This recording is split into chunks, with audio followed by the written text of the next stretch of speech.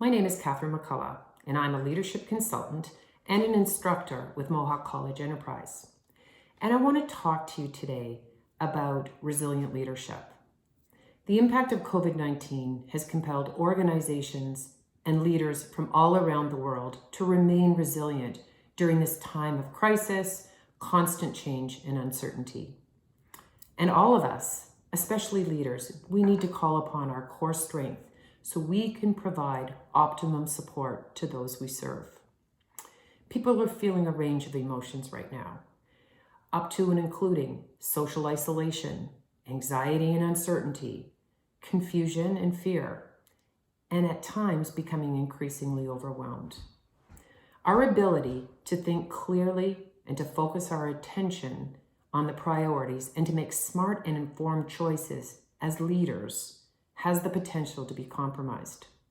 So I want to talk to you today about what the evidence says around strong leadership, emotional intelligence, and leadership resiliency.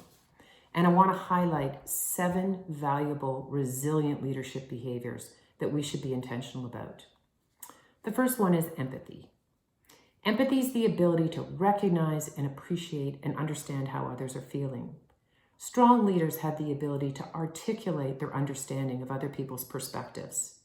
People are concerned about so much right now, and quite frankly, it's unique to every individual. There are so many changes that are happening, many that we are not even aware of yet. Addressing the fear and anxiety of your direct reports or your team is critical right now. Be an active listener and demonstrate empathy. The second one is communication. Communicate, communicate, communicate. The need to communicate consistently provides reassurance and clarity. When you're working in isolation, fear and anxiety can fester. Ask yourself and your team these questions right now. What is most important right now? What might we be missing? How might things unfold from here, and what can we influence that will make a difference?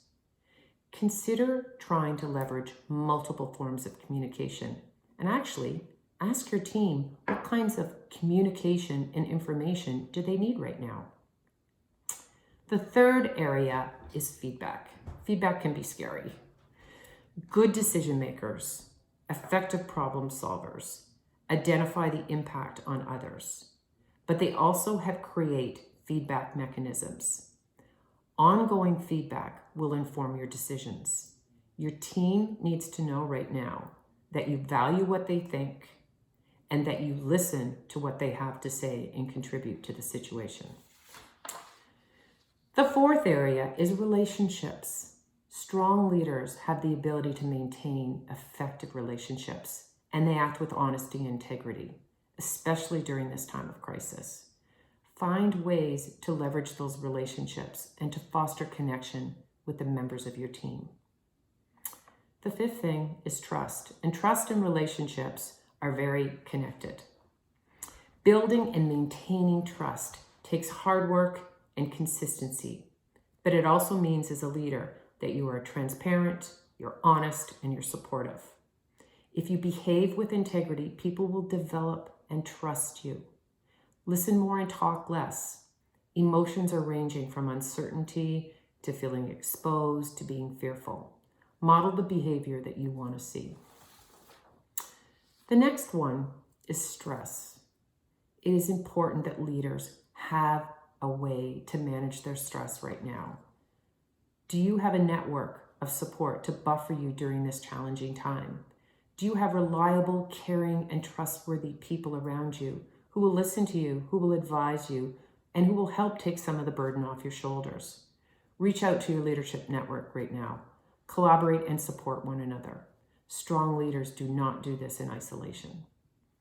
And finally, the last one, which I believe is one of the most important ones, hope and optimism. We need to remain hopeful. We need to keep those who report to us moving in a forward, proactive direction. Some things are going to work in our favor and some things aren't. As leaders, we will have an opportunity to look back on this, and there will be many lessons learned. We also have to be very mindful of the impact this will have on the people we work with. Above all, we need to prioritize our energy and our focus on the support of others.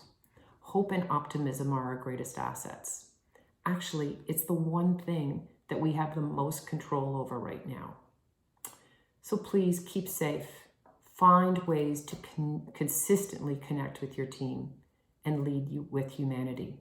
This will make a difference to those we serve.